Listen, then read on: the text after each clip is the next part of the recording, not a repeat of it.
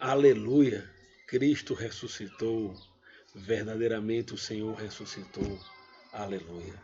Meu irmão, minha irmã, quero fazer uma reflexão com vocês a partir do Evangelho de São João, capítulo 20. Quero ler apenas o versículo 2, que diz assim: Então foi correndo até o lugar onde estavam Simão Pedro e outro discípulo, aquele que Jesus amava, e disse: Tiraram o Senhor Jesus do túmulo e não sabemos onde o puseram. Estas são palavras do Senhor, demos graças a Deus. Meu irmão, minha irmã, eu quero chamar você a refletir um pouco sobre esta situação que o Evangelho narra. O Evangelho narra, inicialmente, a ideia, a hipótese de que o corpo de Jesus tinha sido tirado ou roubado. Essa foi uma das versões que deram para o sumiço daquele corpo. Interessante a gente pensar a quantidade de pessoas que eram crucificadas pelo Império Romano. Eram tantas e tantas pessoas que sofriam esse tipo de morte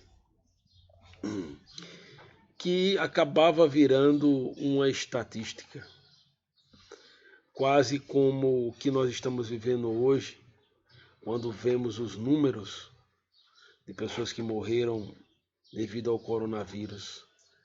É um número tão grande de pessoas que a gente fica sem sentir a dimensão de todas essas vidas que partiram.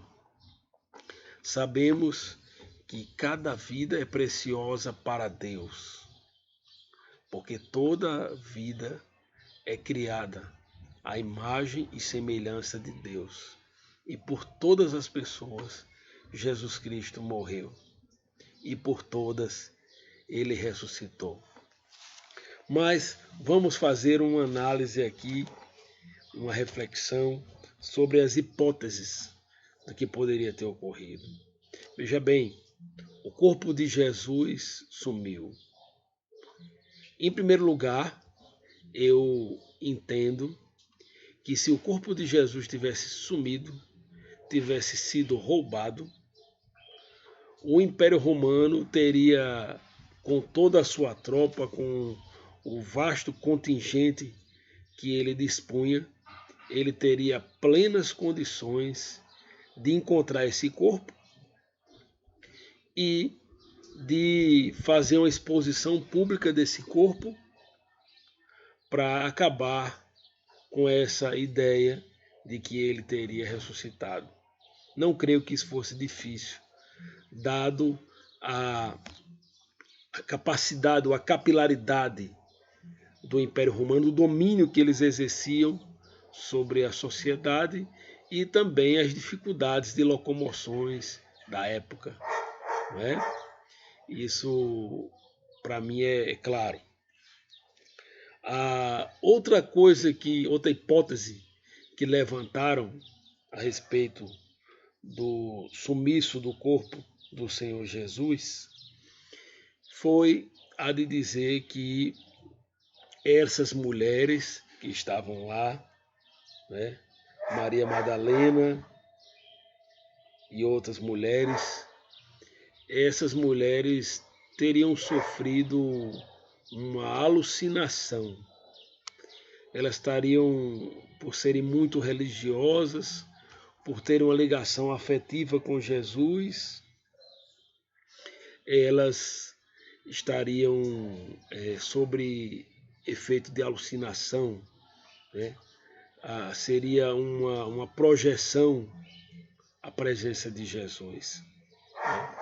E nós sabemos que naquele tempo o testemunho das mulheres não era aceito plenamente como válido, tão válido quanto o testemunho de um homem. Isso era uma realidade cultural que mostra o patriarcado, né, masculino.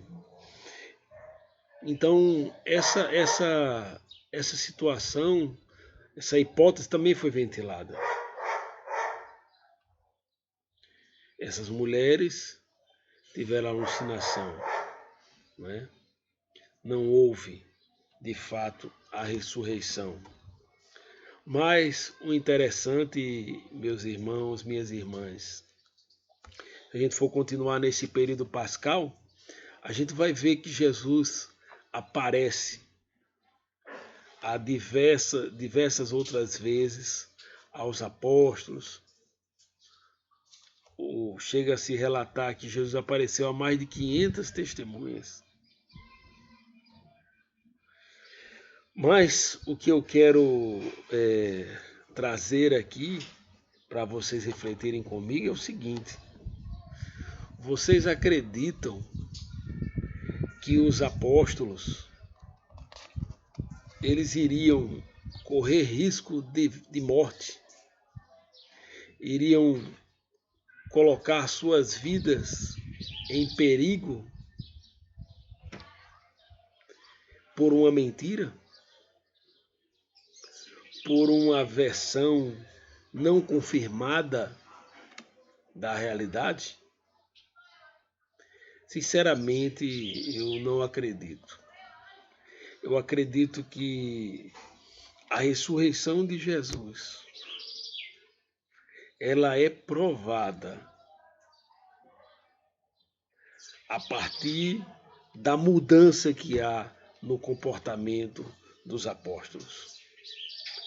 Antes amedrontados, antes desolados, abatidos, sem esperança, porque o projeto messiânico tinha chegado ao fim com a morte.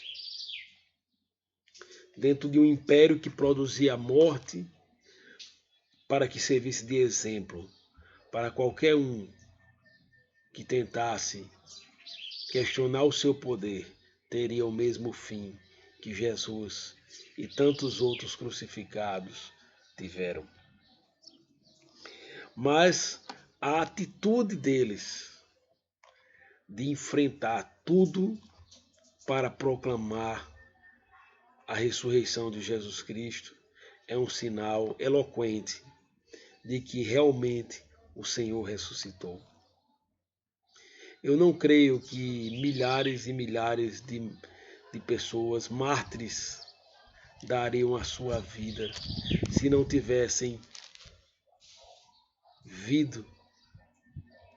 visto com os próprios olhos o Senhor Jesus. Claro que Jesus também disse que mais bem-aventurado do que aqueles que viram somos nós, que cremos sem ter visto, que cremos pelo testemunho das testemunhas oculares da ressurreição. Esse é um motivo de grande alegria. Jesus está vivo. E não está vivo apenas na memória, não está vivo apenas na consciência do grupo, não está vivo como nós lembramos outras pessoas, como as pessoas dizem, Maradona vive, ou Che Guevara vive, ou fulano vive. Não. Jesus está vivo realmente. Ele está assentado à direita de Deus, Todo-Poderoso. Ele há de vir julgar os vivos e os mortos. Ele tem a chave da vida e da morte. Que Deus possa nos abençoar. Que Deus possa nos dar uma Páscoa verdadeiramente de ressurreição.